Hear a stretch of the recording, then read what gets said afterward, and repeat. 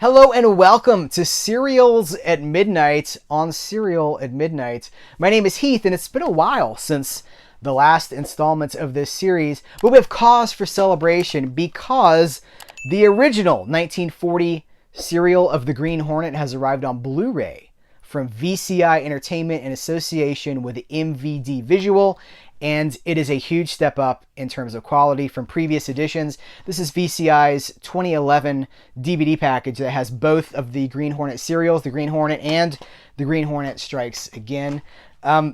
This is a really, all the elements have been restored from the original film elements, and there's one chapter that's missing a little bit of film footage from the source, so it's been sourced from a lower quality source so that it's still complete. Outside of that, very filmic, very, really, kind of as cinematic as something that was made as cheaply as the Green Hornet can be. They were made so cheaply. This is a Universal serial that relies on a lot of Universal tricks. So there's the use of stock music, stock footage from the Universal library. Some of it you can even see, like, well, this looks completely different than what we've been watching. It's because they're dipping into the stock footage vault. But it all comes together. You go in with the right expectations. Serials are so much fun. And because of the Universal connection, it starts with the crawl. Like, you think about Star Wars and the opening crawl that's so iconic. Well, that comes from Flash Gordon. But it's also from the Green Hornet, because the people behind the Flash Gordon serial were responsible for the Green Hornet. Ford Beebe and Ray Taylor. And so that scrolling crawl, it's just inherent with a certain kind of Universal serial. And even some of the music, so there's even some Flash Gordon connections there. But they're made very economically. And what's interesting to me when I go back and watch this now is to realize that there is no real big bad guy. The Green Hornet is essentially a superhero. Well, so he's a hero. He's like a millionaire newspaper owner. So the actor is Gordon Jones, and he's playing Britt Reed, who is a wealthy newspaper owner who's committed to telling the truth. And he moonlights as the Green Hornet. Crime has evolved to the point that he has to go put on a costume and fight crime himself. So if you like a wealthy person who fights crime at night, that sounds like Batman, right? But the Green Hornet is older than Batman. He predates Batman, predates Superman. The Green Hornet started on the radio in the mid-30s, and that's where the Green Hornet phenomenon really began. It would later transition to comics and movies, and we have the 60s series with Bruce Lee. But it started on the radio. And who else started on the radio is the Lone Ranger. And there's so many connections between the Lone Ranger and the Green Hornet. So they both are masked men who fight injustice, and they both have, what would we say, ethnic sidekicks? The Lone Ranger has Tonto, and the Green Hornet has Kato, played by Key Luke. Hey, here's another thing that I should tell you. So the people that, the same people own the Lone Ranger and the Green Hornet, and they eventually decided that they would make them related by blood. So they have the Green Hornet as being the grand nephew of the Lone Ranger. So they're literally bound by blood. They're relatives in the minds of the people that own both characters.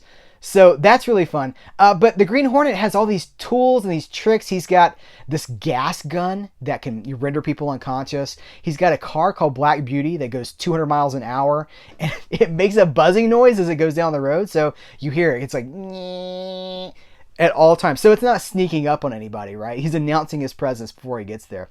But it's so interesting to me that these superhero motifs of, like, well, it's the wealthy businessman who fights crime at night. It's not just Batman or DC Comics. It's just in that culture at that time.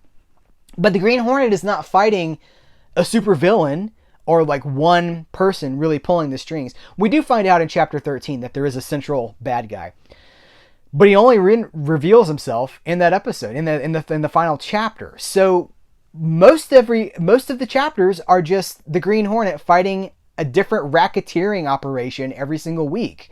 Oh, this is the episode where he fights the parking lot racketeers. Oh, this is where he fights the aviation school scam. It's like every week he's bringing down a different operation. And then at the end you find out that they're all kind of tied together by a company called the Syndicate.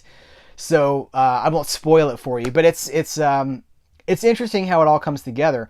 And we should talk a little bit about the people behind it. So Gordon Jones is good in the role of Britt Reed, but he doesn't have a lot to do because he's only Britt Reed. When the character puts on the mask, they use a stuntman or someone else, and the voice isn't even the same. So interestingly, the voice of the Green Hornet is the voice of the person that was voicing the Green Hornet on the radio, Al Hodge. Why not just have Al Hodge do everything? But they apparently that it wasn't to be. And we should also talk about Key Luke, who is a really interesting character. He was a Chinese-American actor, immigrated from China to the United States during the Great Depression. He was an artist. He did some illustrations at the Chinese theater, painted a mural in the background of some films. There's illustrations that he contributed to the press book of the original King Kong. And as an actor, he is notable for the Charlie Chan series of films where he was a recurring character. But I think a lot of people do associate him with Kato. Now Bruce Lee is synonymous with that role, but Key Luke was synonymous with that role as well. And Key Luke is also a founding member of the Screen Actors Guild, which is very interesting when you think about the time and his origins, that was something that was happening in Hollywood. I think it's very cool. Behind the scenes, both Ford Beebe and Ray Taylor were really well versed in making serials. That was a serial production machine, especially at Universal. So between the two guys, they cranked out so many serials. They're responsible for the first Flash Gordon, Dick Tracy, Buck Rogers, Ace Drummond, Jungle Jim, Secret Agent X9, Radio Patrol, Green Hornet Strikes Again, and Ford Beebe even directs The Invisible Man's Revenge, which is sort of a later monster movie sequel. So there's a lot of I love the studio system. I love the way that some people talk about the studio system in a bad way. I love the studio system for what it was. Now, it wasn't a rival to like auteurs or anything like that, but you did get a basic competence. These people really knew what they were doing. And because all the pieces were there in movement all the time, you were able to get 13 chapters of the Green Hornet, 13 consecutive weeks at your local theater.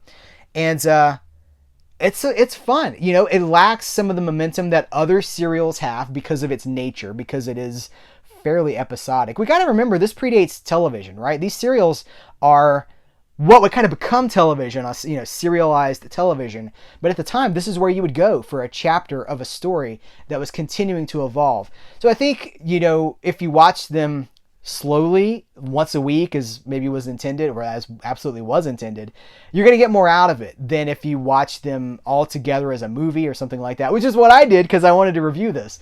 But then you realize, you really start to see some of the cracks and the lack of momentum, are really just the repetition more than anything. But they are so much fun. Serials are so much fun, which is why this series, Serials at Midnight, exists in the first place. And I was so excited that the Green Hornet was out on Blu-ray that I had to make a video talking to you guys about it. It's a beautiful package here. We've got a booklet. We've got 2 discs here, so it's on two Blu-rays, and even the art is reversible here. So we've got this is one side of the art, and this is the other side of the art. So it's really done with a lot of care. We've got special features. The special features from the original DVD edition have been carried over.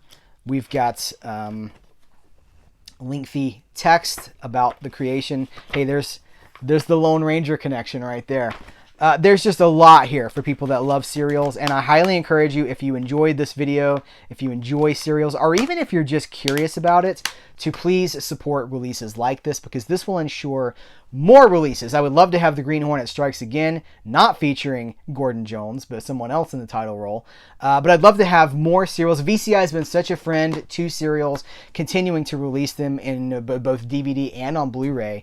And I know that it takes a lot of commitment. Hey, I talked to the CEO of VCI, Robert Blair. I talked to him, and he talked to me about this serial, the company's commitment to serials. So I'll link to that review in this video. But let's support this stuff so that we get more of it. There's never been a better time to love serials, because we're getting them brand new restorations on Blu-ray with so many special features. So thank you guys for watching this episode. Let me know what you think about this serial, if you've seen it. If you have serial recommendations, I'd love to hear that too. Let's talk about serials. Thank you so much. Take care. Until next time, I will catch you later.